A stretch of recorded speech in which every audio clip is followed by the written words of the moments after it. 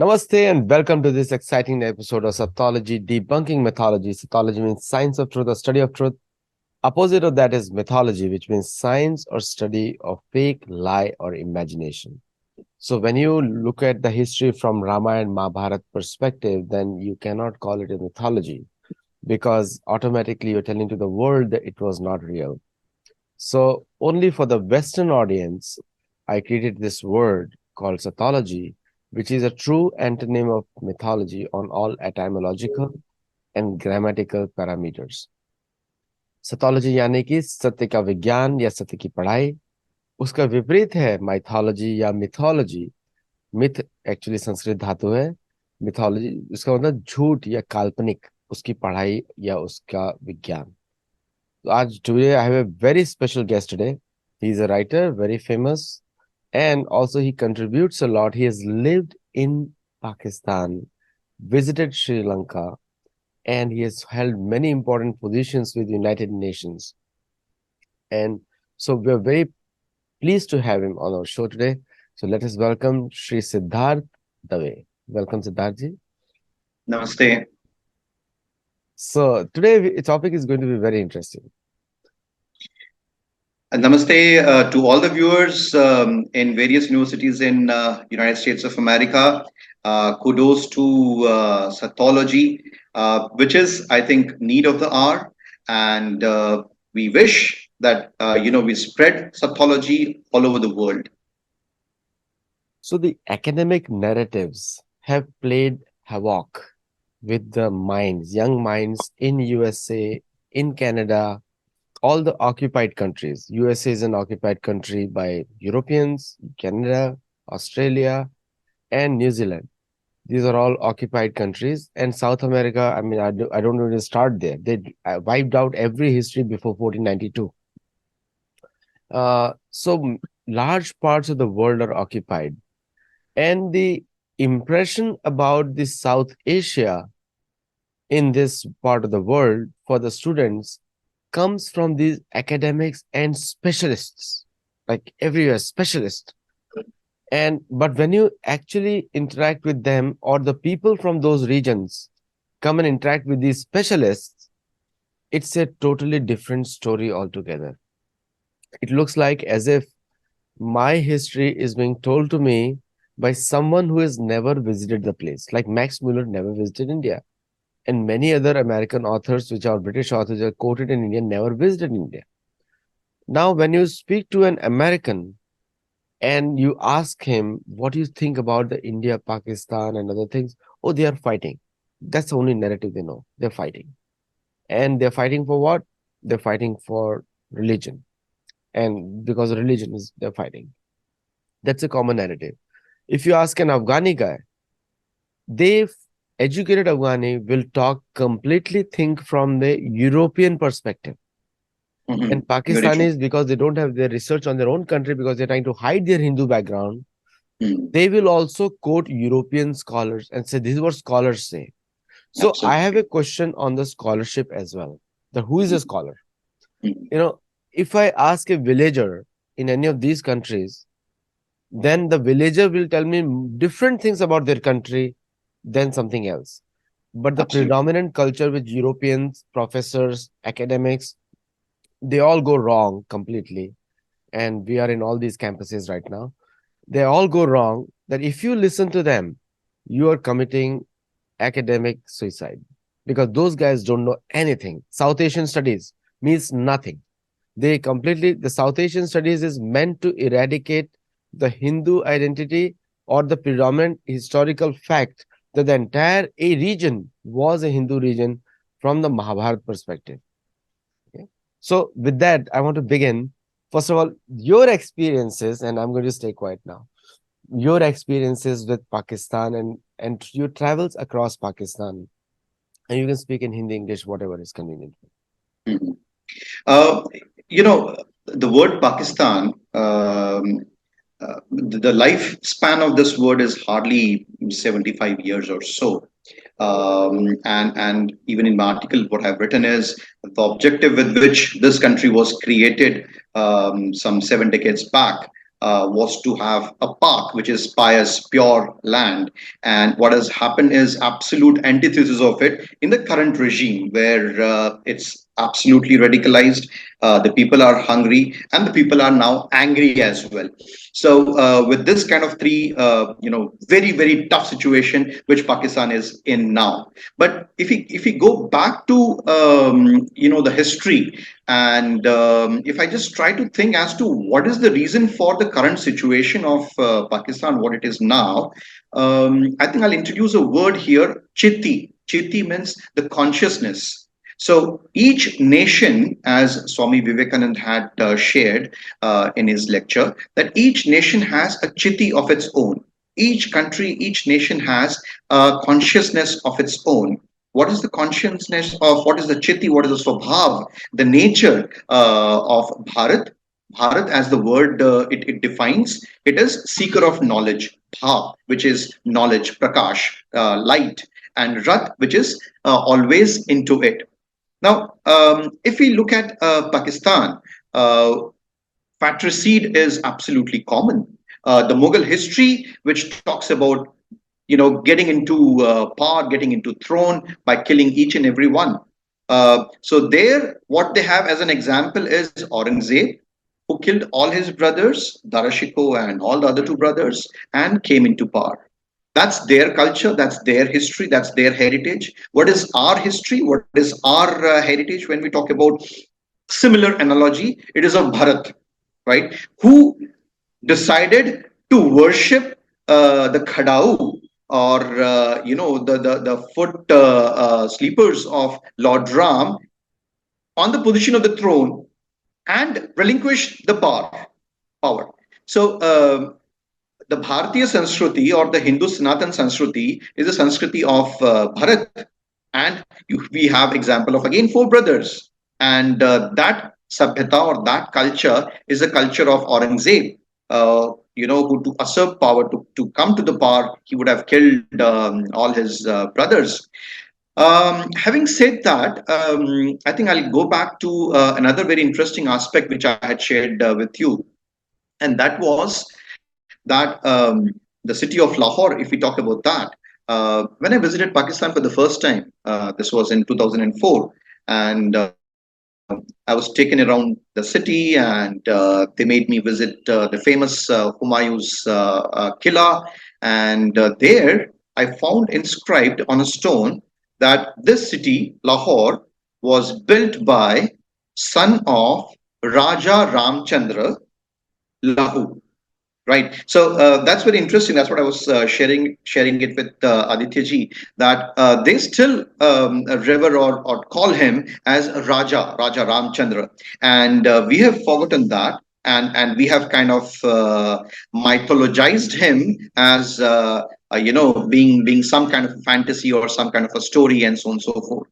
So Lahore was built by Lau, and the adjoining city Kasur was built by his brother Kush. So the history of Lahore and Kasur, Pakistanis speak and Pakistanis share that it dates back from the time of Ramayana. So it's very interesting that the Pakistanis, they believe Ramayana, in Ramayana, and here we are the one who kind of at times question the Ram Setu, some a decade back. The previous establishment of the government in disposition had questioned the veracity of Ram Setu, and so on and so forth. So that's a very interesting part of it. And second part, which I had shared earlier as well, that when asked, what's your linkage with this land? And I used to say, I call it the Veda Bhumi. I call it the Bhumi of Sapta Sindhu. And that's very interesting that there is a very strong reference of Sapta Sindhu. Sapta is seven, and Sindhu means the Indus River. So Vitasta, and there's various reference of all the seven rivers in Rig Veda. So that's the land which is even mentioned in the Rig Veda from the time of the Rig Vedic period. And so I always share and say that this is the land which is the land of Vedas. This is the land of my ancestors.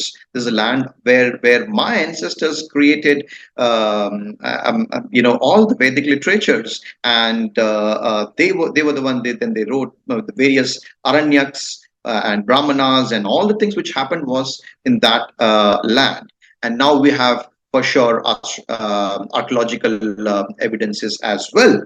So obviously, then there is the Takshashila, which came pretty later. But then before that, the strong reference of the Rig Vedic Sapta Sindhu Sabhyata, or the Sapta Sindhu civilization, is in the current land of Pakistan. I also shared about the reference of Ramayana and how strongly do they believe in, even in Sri Lanka. Um, so there is a Shiva temple which they call Shiva Kovil as Keteshwar Mahadev, or the Keteshwar temple, and they say that this the Ketu was worshipped. Ketu was kind of controlled by Ravana. So they all believe that yes, Ravan did exist. There are references of various ways of Ravan and Ravan's kingdom in Sri Lanka. I was talking to you about Gaul, which is a very famous sea resort. It's a sea beach, and once you go there, you'll find a patch of land somewhere between the sea. You can see it from the shore as well. And I was told that the flora, the botanical things which you find over there, the micro flora particles over there, are not to be found anywhere else in Sri Lanka. And interestingly, various biologists and botanists have found that they resemble to the floral, microfloral culture of Himalayas. Then there are fossil evidence as well, which they have found from there. So this is very much a history. This is very much, as the Sattology says, Satya, or the truth about our land being part of the Akhanda Bharat. Well, the new nomenclature which has come up is South Asian, and from Indian subcontinent. Even 10, 20 years back, 30 years back, we used to call it as Indian subcontinent, and somehow they hijacked it to the South Asia rather than calling it as Indian subcontinent. I think this is the time wherein we take it back to Bharat subcontinent, or the Bharat Bhukhand. Why should we not name it as Bharat Bhukhand? And so that's a good attempt that Sattology is doing, and I think this is one step further towards it. So South Asia is a very political term, and the Mhm. purpose in the American universities, and I would like to say to the American professors and all the colleges, when you refer to the region as South Asia, you are actually playing politics with the Hindus of that entire South Asia. Hindus were abundant in today's Pakistan, Afghanistan, and Bangladesh. They were the majority. Most of the Islamic invaders converted them.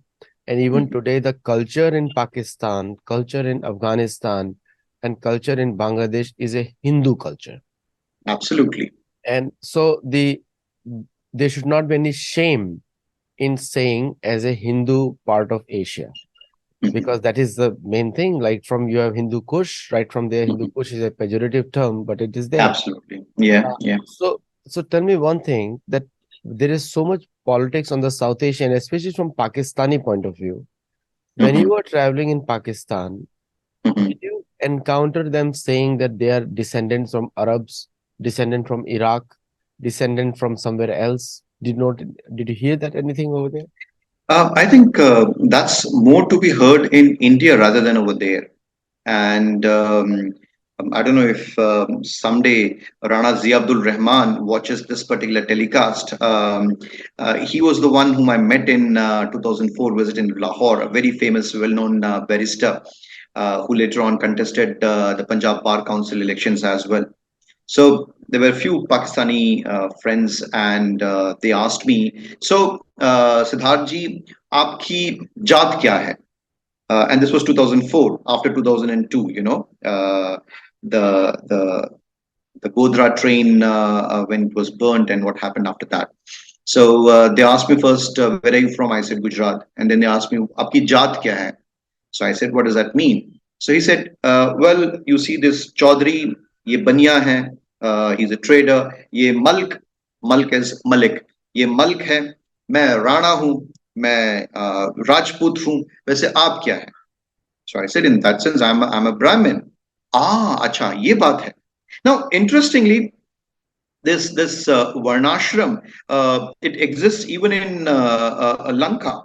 um, Premadasa, who went on to become the president of Sri Lanka. Now, everyone knows that he was kind of mentioned down because of his low category birth. So the point which I'm trying to share it to you here is that whether it is the good part or the bad part or various other aspects of the Sanatan Dharma, it is so intertwined within the Bharat Bhukhand people, whether it is people from Bangladesh, whether it is Pakistan. I gave an example, and it's very strong, right? It's not only related to various festivals, but it's very evidently seen even in their cuisines. So yeah, so that's about that. The, yeah, Adit, if yeah. I, yeah, so in the, like, when I interact with Pakistani American kids and other Mhm, places, the there is a big shame, and it's India also nowadays, in referring to themselves with the Hindu origins. And you corrected me over there. You said no, they like to stick to the one ashram titles also. Another thing which comes over there is the if I go to Taxila, which they don't know the importance. By the way, Taxila belongs to India. It's part of POK, and it will mhm. come back to India in one way or the other. But even Definitely, definitely.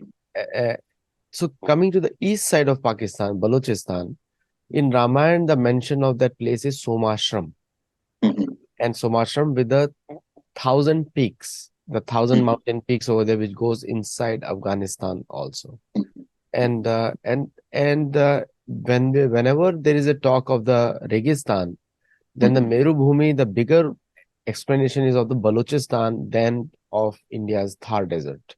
mhm, So, but the rivers flow between them. All the rivers go in the middle, west. mhm, So through the Indian desert goes Saraswati, and from the other desert goes Sindhu, and other rivers go right and meet in near Karachi in the ocean. mhm, mhm. So, Even but the reference, yeah, Mhm. even the reference of Gandhar, now Kandhar, the current Kandhar, and the Gandhar, where Gandhari she came from, and so there is a obvious reference which we find even in the Mahabharata times, and it's a strong evidence.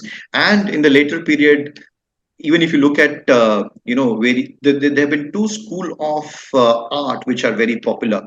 One is the Mathura art, and the second is the Gandhar art. So if you look at the picture or the pictorial depiction of Lord Buddha, so Buddha, if he is shown with curly hairs, and so they say this is a Gandhar art. So how is it that way back in 300 BC or 200 BC later on, that people were, they were working on creating statues of or the busts of Buddha, Gautam Buddha, and obviously Bamyan is there, which is a classic example. Those of you who have not seen the movie The Kerala Story through this platform, I would urge them to watch that movie. But the reason for mentioning about this movie is that there's a scene there in the movie wherein the female actress, the female character, is abducted, and she's taken to Afghanistan, and from there she's en route to the Syria. So there, in the scene, there's a scene wherein a female, she's playing the rubab, and she questions it that how is it that you're playing this rubab, because Islam mein ye mana hai. So Islam doesn't allow you to use or to play any musical instrument. And she says, Islam तो आया 1000 साल पहले, हम अपने संगीत को कैसे भूल जाएंगे? So Islam came just 1,000 years back. How can we forget our music, which is part of our culture? And despite Taliban, they have been doing it. They have been practicing it. They have been playing it. So I also mentioned about the descendants of the Maratha warriors who settled up during the third battle of Panipat between Ahmad Shah Abdali and the Marathas, and we have a tribe of those the descendants of the Marathas who are still living in Balochistan, who are still living in across in Afghanistan, and their practices, their various lexicons uses typical Marathi words as well. Even in their marriage ceremonies, though they have converted to Islam and they've been practicing Islam for the past couple of centuries. But despite that, their ancestral thing is still the Sanatan Dharma practices is still interwoven in their various day-to-day practices. No, if there is a ruler in Pakistan which says, follow what you want to follow, I don't think so any Muslim will be left in Pakistan in 24 hours, because that's Mm, how they are forced to follow certain ways. mm, But their marriage mm, customs and everything remains Hindu, mm, very much Hindu. mm, mm, Their way of living is also Hindu in the villages. Cities mm, are a little bit different. And mm. tell me one thing, when you lived in Pakistan, did you visit the places in Lahore where Ranjit Singh had Oh occupied? yes, the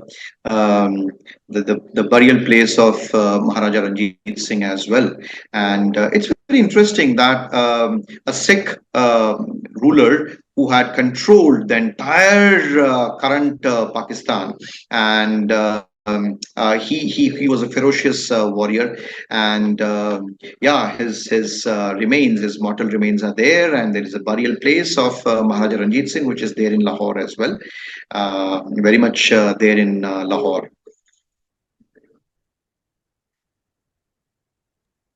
So, did you get a chance to interact with the students over there in Pakistan? See, there are again two school of thoughts.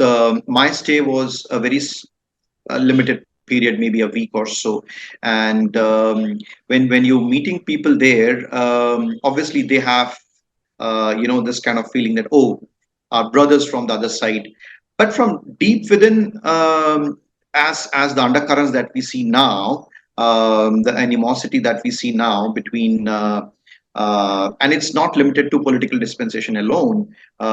It's there amongst the local populace as well. So long as there is this concept of Ummah, so long as there is this concept of Kafir, and so long as there is this the third concept of Jihad. So long as there are three pillars or three aspects of Islam, I think it will be difficult to come to terms to their ancestry towards kind of a bonhomie or I would say a cordial relationship. So yeah, So, if you just to give an example, this was in Sri Lanka, and um, there's a place known as Puttalam. It's a town in Sri Lanka, and when you I traveled across Puttalam in some remote area. They asked me, very remote, very far flung area, and Puttalam has a very strong Muslim population. And all of a sudden they said, where are you from? Gujarat, from Bharat. Ah, Gujarat. You are boycotting Amir Khan and his movie or something like that was happening during the Medha Patkar Sardar Sarovar agitation, and then there was some movie which was under the scanner. So I was zapped as to how come someone in such a remote area, such a remote part of Sri Lanka, thinks of or talks about what's happening in some district in Gujarat, in Bharat. So and the answer came that, well, we were told about this in our Friday prayers in our masjid. So the point is that there is a very strong systematic information dissemination of what's happening around to each and every Muslim brothers, as they call the concept of Ummah, even in the remotest place. Now, how many of Indians or those who are living here in Bharat are aware of the Dot Busters movement which happened in United States of America? Zilts, none, no one. How many of the Hindus or the Sanatan Bharatiyas are aware of the atrocities which is happening in Malaysia to the Hindus? If I talk about that, it will be more than hours and hours. Or for that matter, what happened to Mahendra Chaudhary in Fiji, right? Fiji as a country it has a very strong Hindu Sanatan Dharma population, followers of Sanatan Dharma, and they were ill-treated. The coup happened just because of the fact that he was a follower of Sanatan Dharma. How many of us are aware of it? No one. So the point is that what we need is a system wherein our children, our next generation, are made to aware about incidents, events happening, and see, understand that the Sanatan Dharma is not localized or a regional entity. We are almost close to 1.9 billion, which is close to the second largest theological community in the world. If I include 1.3 billion Hindus, if I include Sikhs, if I include Jains, and the followers of Buddhism, which is there even in Japan and the Far East countries. So you have a corpus of almost 1.9 billion populace, which is close to the second largest theological or the theological believers. So the point is, why should we not share about what's happening to our brothers and sisters around the world, good or bad? We should be they should be made aware of it. When Rishi Sunak became the Prime Minister of the United Kingdom, everyone was like, "Hey, Indian origin, Indian origin." In that barb, we forgot that a Sanatan Dharma follower of Sanatani has become the Prime Minister of United Kingdom. Isn't it a unique thing that has? It's so unique. It's so amazing that he took oath with Bhagavad Gita on Bhagavad Gita. So that's something unique. That's something amazing. And that's something which we need to share it to our next generation as well. See, when I talk Yeah. about the people, when I talk about the people on the ground, if you look at the history of people Mhm. and the most of the Europeans feel proud about their land of origin and they'd like to trace back. And even talking about the settler Americans, European Americans who settled, who came to America, wiped out the entire Native American populations. And when you talk about them, they'll say, I'm Italian American. Mhm. I go to Italy, I go to my mother country, Italy, or Mhm. father's country, Germany, or I'm Mhm. Irish American. For me, Mhm. Ireland is like tracing back my roots. Mhm. They're not tracing the roots in USA, they're tracing the roots in other countries. Do you Mhm. feel that mindset in Pakistan, tracing their roots in India? And unfortunately, nowadays they come for terrorism generally, but they're Mhm. sent by their agencies. And Mhm. do you see that kind of mindset over there in Pakistan? Um, Sri Lanka, I've seen no. because the many Sri Lankan Americans, they come to Yeah. Tamil Yeah. Nadu, they come to other places, and they proudly Certainly. say it. Certainly, certainly. No, I would beg to differ with you on this that I did not encounter any such, someone who's trying to, except for that, interaction which I shared wherein they're asking, what is your caste? Which you belong to which Varna ashram? You're a Brahmin. Oh, so you should be the one who's well blessed by your God. And since Ranazi Abdul Rahman was contesting the Punjab Bar Council election, good soul, a good human being, a good personality. So he asked me, why don't you pray to your God as well, so that I win this election. So barring this fact, and yes, of course, what has happened because of India's soft power status achieved through the dramas, or what we call the serials, Ekta Kapoor serials, they refer it to as dramas, more because of them, not because of the Bollywood. Bollywood has tried to undermine lot about the Sanatan Dharma, various narratives which Bollywood has tried to portray over the past 70, 80 years has, unfortunately tried to undermine and diminish the Sanatani identity of Bharat. But yes, the dramas, what Pakistanis call it as drama, and what we call it as serials, I don't watch either, but they are the ones. A very interesting anecdote. Um, I was told that ये आपके ड्रामाओं ने ना हमारे बच्चों का दिमाग खराब करके रखा है. That means these dramas or serials have spoiled the minds of our young kids. And how is that so? So they said we had been to some wedding and we said, "Chalo बच्चों घर चलते हैं. Let's go home." And the kids said, "Wait, mama, अभी तो 7 फेरे होने बाकी हैं." So they're waiting for the auspicious seven circling around the yagnam, and that was shocking to the parents. But then what they have seen is from the serials or the dramas. So yeah, a very strong soft power influence which India has portrayed in terms of the media, and subsequently, as I always say, soft power is not necessarily the films or the movies or the television alone. It's various other aspects, the books, the literature, the cuisines, and lot many more things. So that's reflected out of it.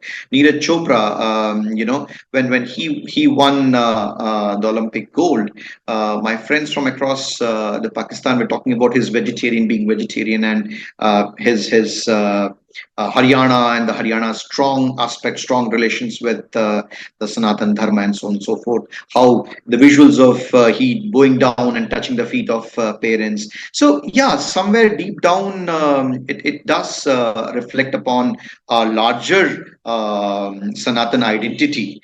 But then, over the period of 1400 years or so, and more so after 1947, they are systematically, bombarded with something which is not their root. Say, for example, if you look at A, B, C, D, E, F, G, the Z is reflected as Zalim, and you would have a picture of a Sardar over there. D is for Daku, so Daku is a Brahmin with a kind of a bindi and a shikha and so on and so forth. So Rezo Detre, reason for them to exist, for Pakistan to exist, is somewhere hatred for Hindus or hatred for India, and in turn, it is hatred for the Hindus. So if they stop hating Hindus, they don't exist. It's as simple as that. So it's somewhere driven from this particular aspect that, and even if I talk politics a little bit, why is it that Zulfikar Ali Bhutto hated India so much? Same goes towards Benazir Bhutto, and then currently the Bilawal Bhutto. So you have to understand that who was mother of Zulfikar Ali Bhutto, and you would know that uh, mother of Zulfikar Ali Bhutto was born Hindu, born Sanatani, and Lucky Bai. Now, Lucky Bai came from a very humble background. Bhutto's father, Zulfikar Ali Bhutto's father, came from that landlords, and they were living in abundance. So. Though Lucky Bai was made to convert to Islam before the marriage was consummated, but then somewhere deep down, they always used to harp upon the fact that she came from a very humble background, the mother, and then the hatred towards the Hindus, which continued even till now, what we see in Bilawal Bhutto. So somewhere deep down, as I was talking about chitti of a nation, the swabhav, the nature of a nation. Nations, as Hitler used to say as well, that they are organic entity. And as we Sanatani, we believe that a nation state is it's a living entity. It's not only limited to the various oceans or rivers and mountains, and it involves people, it involves various cultures and various other aspects of the intangible aspects of the nation state, and these intangible aspects of nation state decide and share about the swabhav, nature of the state. So what is the nature of Bharat? Now, that's the reason why I always refer in my communication, in my conversation, India as Bharat. Now, I'll slightly drift to the deliberate defacing of the name. Now, what the colonizers did, wherever they had gone, whether it was Mexico, whether it was Africa, whether it was India, the first thing that they did was to deconstruct their names. Okay, they started calling them as A, B, C, or so and so forth. With respect to Bharat, they could not do as much as possible. But what they left with us is this concept of India. And why is it that I always say that no, we need to go back to this concept of Bharat? What is in the naam mein kya rakha hai? And we always say naam mein kya rakha hai? What is in the name? You know, Shakespeare said we bade garv se, you know, we say it with proud. Shakespeare said, what is in it in name? Well, everything is in the name. Everything is in the name. There are vibrations to the name that you call, and then there are subconscious, and then there are tangible, intangible aspects attached to the name. So Bharat, which actually means it is composed of two root words, bha, as in light, right? You have a word in Hindi known as bhaskar. Okay, we have the word prabhat. So bhaskar, prabhat.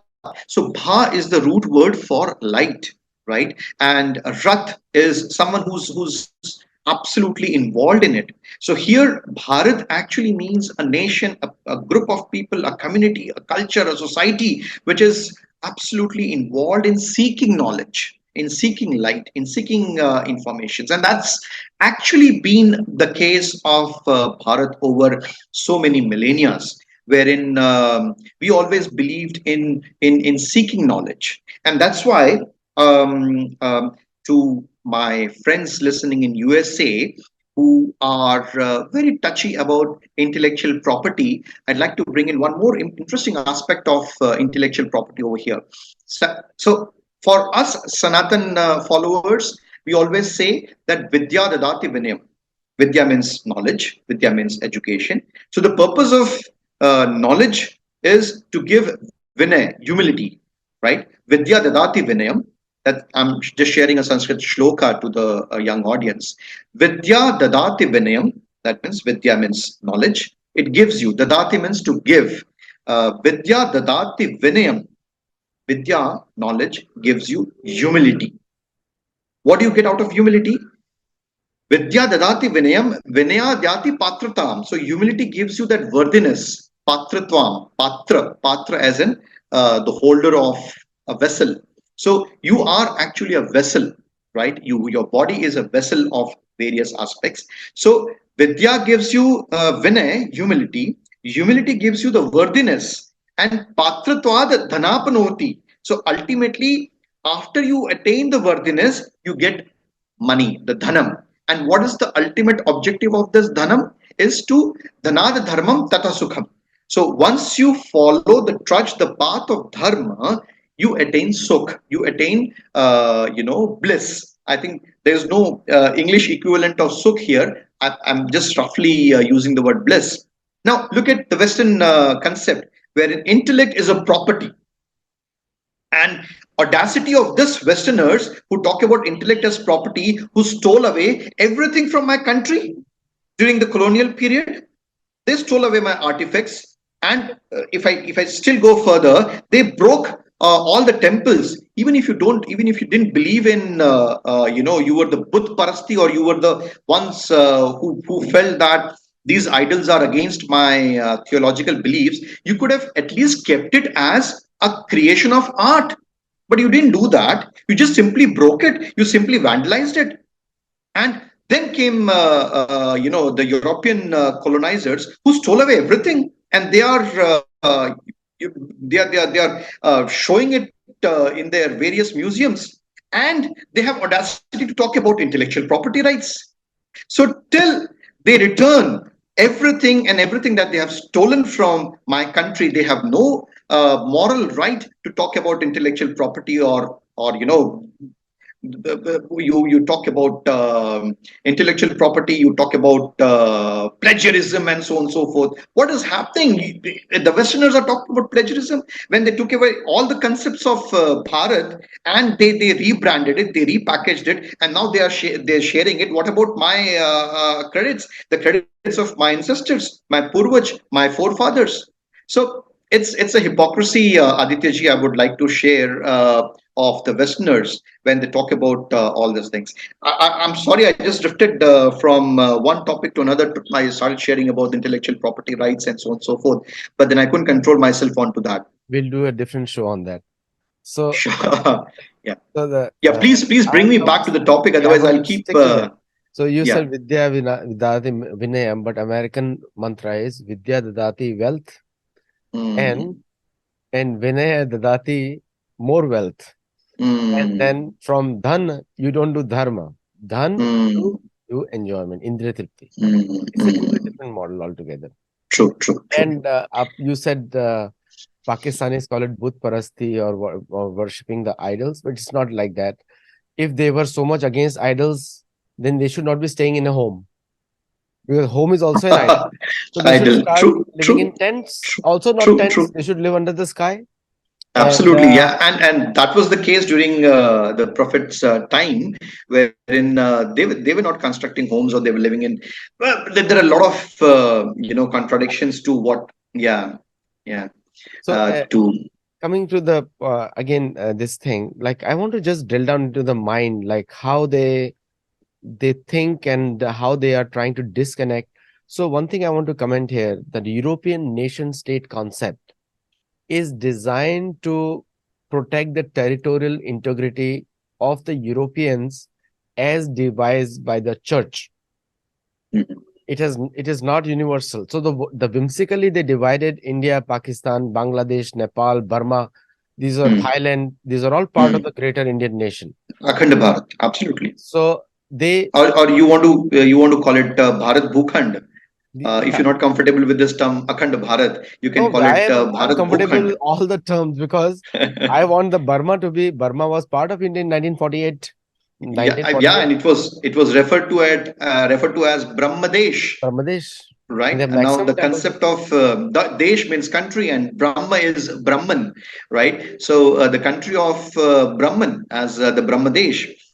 Maybe in some other show I'll share how in Thailand the various official seals of Thailand shows the Sudarshan Chakra, it shows Panchajanya, it shows Airavat Hathi, right? Now these are all symbols of the Sanatan Dharma, which you'll find in various scriptures and Puranas as well. They are there in their official seals, and they call it this way.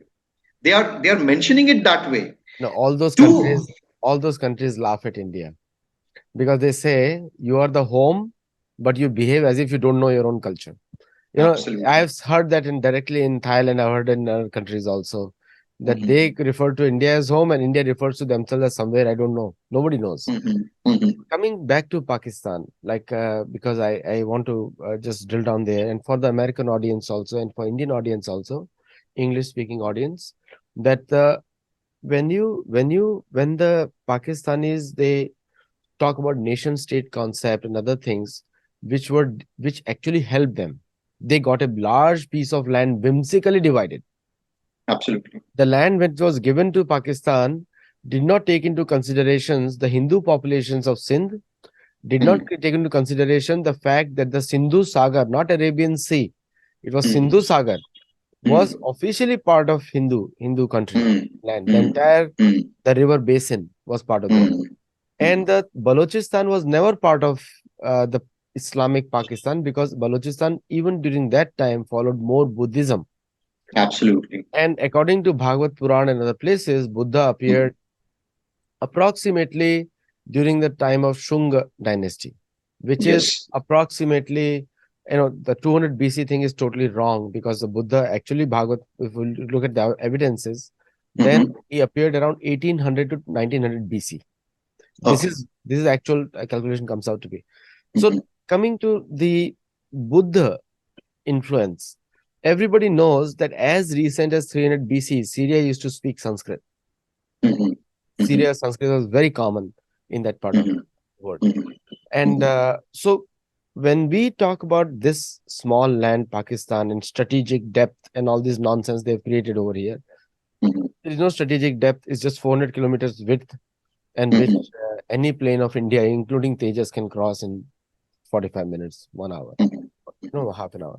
So mhm, this military mindset, which has been created partly due to American agencies, because American mhm, agencies wanted to create an for India to keep it bogged down, mhm, and also now the new ambassador to India, Eric Garcetti, is Mhm, touring all over India, and wherever he is going, creating riots, just like mhm, Victoria Nuland. So, mhm, and this will be the last question. So, do you think that today's Pakistan, which has lost its identity, has purposely created a world which is anti-Hindu, including mhm, their own population they have wiped out, mhm, can ever be wealthy? Because I don't think so. The real reason of poverty is they're disconnected from Hindu civilization. mhm. See, I have, as I shared it to you, was studying at George Mason University, and you would agree with me that the Sanatani living in US are more, I would say, Sanatani than the ones who are in Bharat. Why so? Because when you are, it's like a tree or a sapling when it is uprooted from its original place. The roots would try to seek deeper into when it's planted somewhere else. So it's a natural stimulus of that plant that it will try to seek a deeper, or the roots would try to penetrate deeper into the new soil that you have planted that particular sapling into. So that goes as well with Pakistan, because situation what why it was created, it was created on religious lines. The two nation theory on which Pakistan was carved out, and the name was given as Pak, as in pure, and Pakistan. So from the day one, the founders of Pakistan, the framers of their Pakistani constitutions and everything, whether it is their education, whether it is their day-to-day life, they wanted to create a culture which is different, number one, from the Hindu culture. Though even if it is so deep rooted, they wanted to kind of like stay away from that. And as I gave a corollary of that plant sapling and so on and so forth. So it's so over the past. And what General Ziaul Haq, when he came into power, what he did was to not only water that sapling, he even fertilized it. He even added fertilizers into it. And then what we see, the current Islamic culture of the Pakistan is more towards the Wahhabi Islam than what it was pre 1947. So and now over the past 3 or 4 decades, it has entrenched so much. The new generation which has come up, they, even though they love Bollywood, they love to see Indian dramas and so on and so forth. But somewhere deep down, they want to differentiate. The common denominator which they have is Islam, I would say. And so long as they accept what is their roots or their culture, I think it will not change. And today what we see is a more radicalized Pakistan. Today what we see is a hungry Pakistan. Um, you would have seen the scenes wherein they are running for atta, the flour, the wheat flour. There are lines and lines of people waiting for wheat flour. So they are radicalized, they are hungry, and what has been happening over the past week or 10 days is it's an angry Pakistan. So it's a radicalized, hungry, and angry Pakistan. And the repercussions or the after effects of it would be, I don't know, very interesting to see. And maybe in a next discussion, we can talk about that, more political aspects of the current happenings. So, thank you very much today. And I think the show became very long and people are enjoying it also. Uh, Thank you very much for sharing today. And thank you for all the viewers for watching it. Do like, share, and subscribe, and share this video with maximum people, because we are missing the part of the Hindu story of Pakistan. Because whatever we have listened is Islamic Pakistan, which was the word was given in coined in 1939, 1935 actually, by Mhm. Rahman in London, not Mhm. even in Pakistan, Yeah, London. Pakistan. Yes, yes. London, the Pakistan name was coined, and Yes. it was called Pak in this thing in Arabic language word. It is it refers to pure, but Mm. it is hardly but pure, because a genocide of Hindus have happened from 10% population to now zero point 0.5 now, not even 1.5, zero point 0.5. It, And yes, go ahead. we are just shutting down the show, but then this reminds me. I'm from Gujarat. I'm a Gujarati, and it's interesting to know that a Gujarati speaking or a Gujarati newspaper. I'll have to check it whether it is still being under circulation or not. But from Karachi, we used to have a Gujarati publication, a Gujarati newspaper in circulation even till the recent times. So getting back to what you're talking about, the roots or the connects, it's not only limited to the religion, even the language. I shared about Karachi, and before 1947, and even now, there are so many Gujarati-speaking people, the Memons and the Boras, those who are living in Karachi. They speak Gujarati language. So it's not, the linkages are not only limited to Lahore and Punjab. It's even between Karachi and the Gujarat as well. Just a reference, it came to my mind, and I thought of sharing it to you, E- Aditya ji. Even the Urdu language they speak was made in Lucknow. So I don't think Yeah, the language also yeah, is not theirs. yeah, yeah, Urdu yeah, was yeah, made in Lucknow. yeah, So absolutely. so they have nothing of their own, right from language to culture. Mm, The mm, and only thing they have forgotten is the history of Mahabharata. mm, Mahabharata was spoken in Takshila by Vaishampayan to Janmajaya. mm. So Yeah, that is a absolutely. very strong part of India. And the Jayadratha Sindhu Naresh was a Mm, subservient taxpayer to mm. Hastinapur. Sure. It was Yes, a adjoining state to Hastinapur's power yes, and yes. on the west of Dwarka. Mm, And so, I mean, I don't know whether they can, I don't know if they want to get some moon land to cover their land with moon surface, but there is no way possible for them to remove their identity. And anyone who is born in the soil of Pakistan is a Hindu, and by mm, force you make him a Muslim. And for Indian Muslims also, I would like to say is that look at the condition of Pakistan for ignoring their own identity. So when you ignore your identity, that's what Sattology. When you ignore your identity, you're nowhere. People won't respect you if you don't respect your own identity. Like when somebody asks me about me in USA, and always say I have an American passport, but I am a gold standard Indian, 100% gold standard Indian. So mm. maintaining your identity gives you respect. Even Americans will give you respect because you have something to share. If you You're right. become someone else, you can't share anything. Go ahead. Is there a time to share something else as Yes, well? please, go ahead. From my own personal, experience, I was studying at United Nations University in Tokyo. I was in a research fellowship there, and in the convocation, it's there in the YouTube. You can just search it in YouTube as well. So in the convocation, we were given two options: either to have to be in the Western formals as the UN's dress code is, or to be in the national dress, in your national dress. I chose to wear a dhoti vastram, and a kurta with a angavastram, a kesari, saffron colored angavastram. And I received my degrees or whatever. And then the media went gaga. They were like, berserk. I was surprised as to why this Japanese media is so berserk. It's like going crazy. And one of them said something very interesting, that we admire those who love their culture. Those were the words of a Japanese journalist who shared it to me, that we love you because we saw you in your national attire, national dress. You were wearing dhoti and a kurta and a kesari saffron case. Those want to share, search on the YouTube, they can find it out. So that's true. The world all over would only respect you if you respect your own culture, if you respect your own roots, and even if you look at the nature, right? So long as, if you look at the plant, so long as it's strongly rooted, it will not be uprooted by any kind of winds or any kind of pests or weeds or whatever. So I think that's very true. A very interesting initiative of Sattology.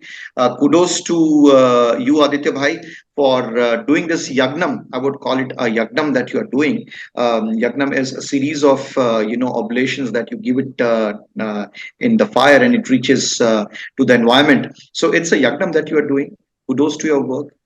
God bless you. Jai ईश्वर आपको हमेशा इसी काम को आगे करने की शक्ति दे. Jai Thank you. Jagannath. And Namaste. also for the Jai viewers, Jagannath. you can check out the Sattology books on Amazon as well as on Barnes and Nobles, mainstream in the American bookstores. And also, my latest book is coming out, which you'll really love it, and which is titled actually Credible Bharat, Incredible India. And I've been announcing it. And also, Siddharth Dave, if you have any book links, please share with me. I'll put in the videos so that people can look at your books and also your articles if you have something which you would like to share. And for the people who will ask, why did I speak in English about Hindu history? Just to let you know, it's for the global audience. There are many Indian Americans who Absolutely. don't understand Hindi, and then Absolutely. many Indian Barbadians, Hindus from Britain, Hindus in Mhm. America. There are a lot of American Hindus who are not from India. They've never visited India.